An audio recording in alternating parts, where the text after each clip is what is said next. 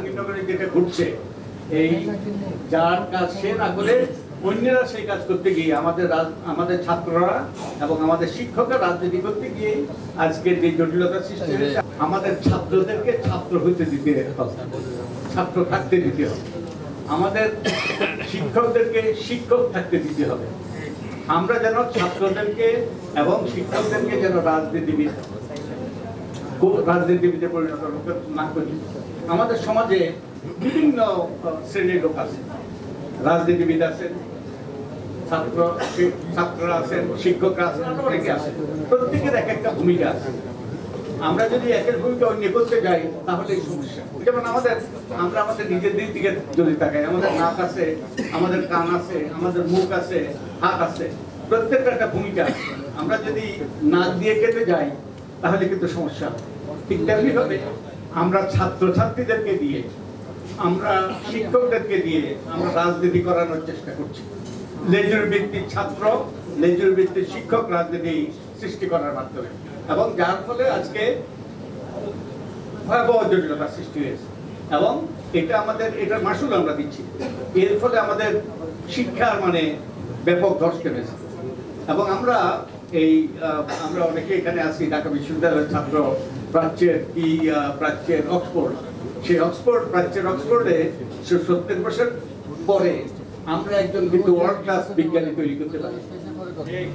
এবং শুধু তাই নয়, আমরা কি জন্য পরিচিত, আমরা কিন্তু জ্ঞান বিজ্ঞানের দিক থেকে আমরা সেখানে উৎকর্ষ সাধন করেছি, আমরা উচ্চ পর্যায়ে গিয়েছি, সেই জন্য কিন্তু আমরা পরিচিত নই।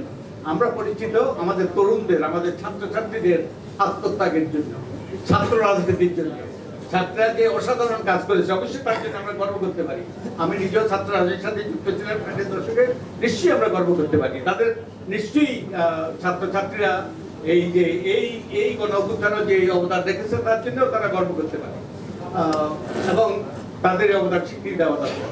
কিন্তু তারা যে এই যে বিরাট অবদান রেখেছে, তার মানে তাদের কি এই কাজটা করার কথা?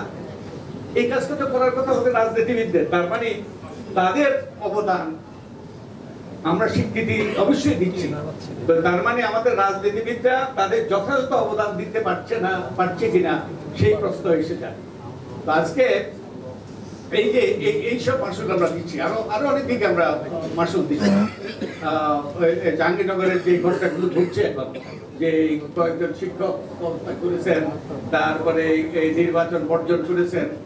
আমি যখন ছাত্র রাজনীতি করেছি 60-এর দশকে, আমাদের সময় এইরকম নির্বাচন আমরা কল্পনাও করতে পারি। আমরা নির্বাচন হয়েছে হলে হলে, এবং আমরা কোন রকম এরকম ঘটনায় হাজার এই যে পর্যবেক্ষক, হাজার শত পর্যবেক্ষক, এই টিভি ক্যামেরা, এইরকম ঘটা করে যেমন একটা জাতীয় নির্বাচন হচ্ছে। এটা এটা তো হওয়ার কথা নয়। এবং এটা করতে গিয়েই কিন্তু আমরা আজকে জটিলতা সৃষ্টি করছি, শিক্ষা ব্যবস্থা ধ্বংস করে দিয়েছি, রাজনীতিতে জটিলতা সৃষ্টি করছি। আমাদের শিক্ষকদের পাঠদান করার কথা, আমাদের শিক্ষকদের কি করার কথা, জ্ঞান সৃষ্টি করার কথা গবেষণার মাধ্যমে। আমাদের শিক্ষকরা কি করেন? রাজনীতি করেন, দলীয় রাজনীতি করেন। এবং তারা এখন আর শিক্ষক নিয়োগ হয় না, যে বিশ্ববিদ্যালয়গুলিতে নিয়োগ হয়, ভোটার নিয়োগ হয়। ওই লাল দলের, নীল দলের জন্য ভোটার নিয়োগ হয়। এবং আমার পরিবারও তার মাসুল দিয়েছে, ভুক্তভোগী আমরা হয়েছি।